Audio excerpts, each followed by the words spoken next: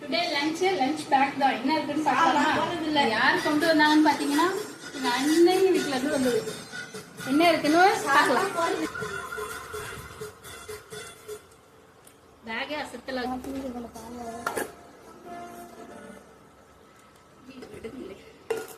3 box இருக்கு. சாதம், white rice, carrot, தேங்காய் துருவலோட பொரியல், சாம்பார். சாம்பார் தெரியலையே, கத்திரிக்காய் சாம்பார். செம்மையா இருக்கு வாசனை. ஸோ செம்மையான இன்னைக்கு லஞ்ச்.